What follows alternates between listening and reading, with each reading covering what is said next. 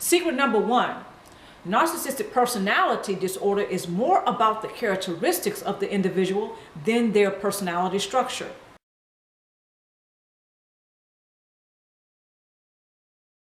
Narcissists have a personality disorder which reflects a person who has a lot of character flaws. Okay, so we all have character flaws. We all make mistakes. We all have some sort of failures, right? But when it comes to the cluster B personality types such as narcissists, what you often find is that they seem to lack morale. They don't have a lot of values placed on morals. So a lot of narcissists don't seem to engage in a lot of relationships that are structured or balanced or healthy. When they engage with other people, one of the first things they try to do is to bust down the personal boundaries. So once they find that you're giving off those signals that you are prime for source supply, they move right in.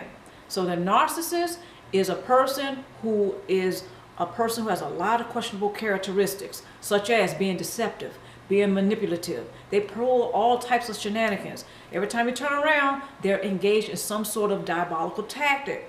Okay, so what does this do to you? This leaves you drained energetically, if not feeling personally violated. Okay, let's just go ahead and get down to it. You may feel like you've been emotionally raped. Okay, I know those are two strong words, but this is how some of you have been feeling. I know there have been times in my life that I felt violated. I felt like I was taken. I felt like I was had by a cluster personality type, but that's another video. So when we think about narcissistic personality, the key word may be personality, but what we ought to be looking at is the characteristics of the person. Characteristics and personality are two different things. So when we look at narcissistic personality disorder, we may want to zero in on the personality structure of the narcissist rather than their characteristics. Okay, so character is built, whereas personality is developed. A person is groomed from childhood to develop a particular personality. So when we look at the narcissist personality, maybe we need to look a little bit more closely at the character of him or her rather than the personality structure. Secret number two, narcissists like their targets strong with the capacity to have a high tolerance for their shenanigans. So a lot of us already know narcissists are about engaging in diabolical tactics and pulling a lot of shenanigans, all for the narcissistic supply. Narcissists seem to have an addiction of pulling shenanigans and engaging in a lot of diabolical tactics. Okay, so of course this is at the expense of other people. Now we have to understand the narcissist has several, okay, not just one, they have several false self-images to uphold. So when this is happening, of course, they're not going to have a problem with using other people as pawns, with abusing other people, all for the narcissistic supply. Cluster B personality types such as narcissists, very often you will find that they lack morals. Okay, in other words, they're pulling all types of shenanigans and they're engaging in those diabolical tactics because they're not very conscious about how the other person is feeling, what they're thinking. They're not conscious to it because they have disengaged.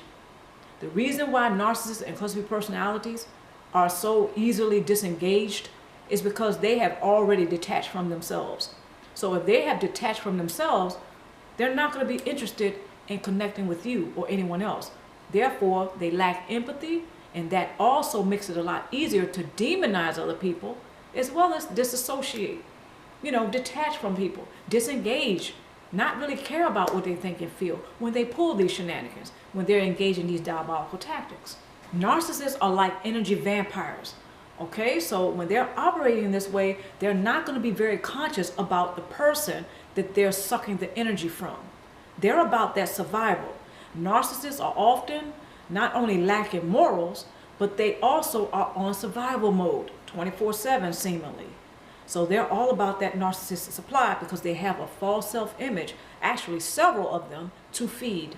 This is what's going to help them survive and thrive. So when narcissists eat the flesh of others as well as drinking their tears, this also gives them more energy to move on to other targets. Okay, so this is what's keeping them surviving and thriving. Narcissists and cluster B personalities are often not conscious about other people because he or she, even though they're addicted to people, they have already detached from themselves. So they're not going to be very interested in connecting with you on a deep level. They like their target strong because it's more to feed from. Think about the last time you were hungry. Did you want an appetizer or did you want the full meal? Okay, secret number 3. Narcissists actually like who they are because they see themselves as winning the game at other people's expense. Okay, narcissists often feel like they can win at the expense of others because they see themselves more clever than other people. They have a superiority complex. Now, a lot of narcissists have what you call abracadabra codes. Okay, these codes are what's keeping him or her feeling like they're ahead of everyone else in the game. Narcissists and cluster personality often respect the game, but they do not respect any of the players because everybody else is beneath him or her. Everyone else is being used as a pawn.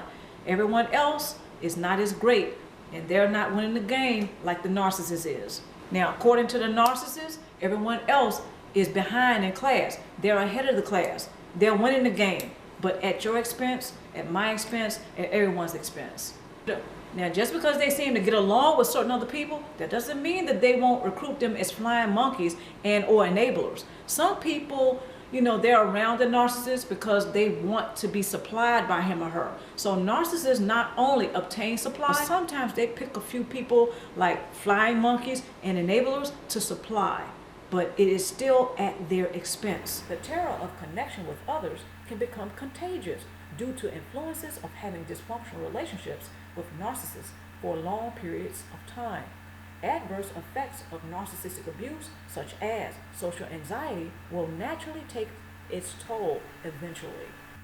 It is natural to respond naturally to something that is unnatural. The thing that some of us have experienced are the unnatural aspects of having the dysfunctional relationship with the narcissist and or cluster personality type. Once again, that is what's unnatural. When one adopts the coping mechanism of social anxiety, it is very understandable considering the circumstances, which is they are having a dysfunctional relationship with a cluster personality type, such as a narcissist. If this is apparent, this is very unnatural. The dysfunctional relationship with cluster personality types are unnatural. So it's understandable to some of us how a person can adopt the coping mechanism of social anxiety as a result or as the adverse effects of having narcissistically been abused. The terror of connection can become contagious. Let's not forget, cluster personality types such as narcissists, they often project their stuff onto other people. That means their fears. That means their jealousy. That means whatever else he or she may be feeling, such as contempt or hatred for others. That can be contagious. The terror of connection is a result of having a dysfunctional relationship with narcissists for a long period of time. What is interwoven in that terror of connection is the coping mechanism of social anxiety.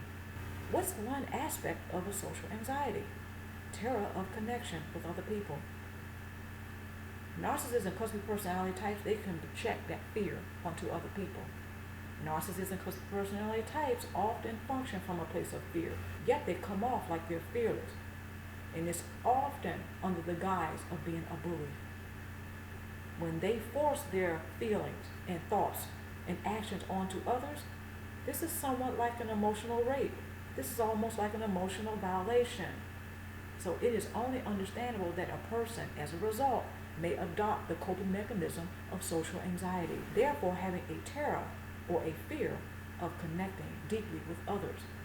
So as you can see, it can be quite contagious. So as you can see, a terror of connection can become quite contagious due to having influences of having narcissists in a person's life for a long period of time. Next point, narcissists are notorious for projecting their fears, hatred, jealousy, and distrust upon others around him or her. It is not so far-fetched to see how these emotions of the narcissist can influence and affect others. Next point, the clamor of narcissistic rage is often a large part of their crazy making. Whenever the mask of the narcissist slips off, He or she often claims narcissistic injury, therefore providing him or her the excuse to narcissistically rage. Cluster B personality types such as narcissists, they often seem to be on edge, itching for the fight, goading you into an argument. And I know to some of you, this sounds very familiar.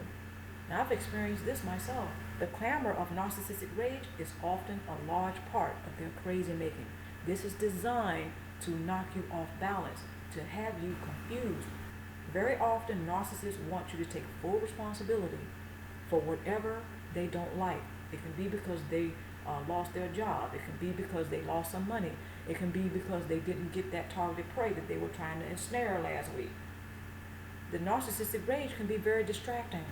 A person often finds it very challenging to focus on their own priorities, to focus on their own lives, to focus on their own growth, because the clamor of the narcissistic rage often is very loud, if not very destructive. Next point, these rages can influence anxiety, terror, unrest, confusion, guilt, and sadness in others. Ironically, this expression of trust being violated can often keep others trapped within the sunken place of narcissistic abuse due to reinforced codependent behavior. Make no mistake, the narcissistic rages are expressions of trust being violated. Not only that, it's a form of betrayal, because the narcissist and cluster personality type, they promise to love, okay? They will lie, they will cheat, they will manipulate you into feeling and or thinking that you are loved, that you are cared for, but their actions often betray them. Therefore, they often betray others. Narcissistic rage is one way that they violate the trust of others. How can you trust a person when 1 second they seem to be okay with you, only to turn around and act like they don't want to have anything to do with you? This is causing confusion, unrest, terror.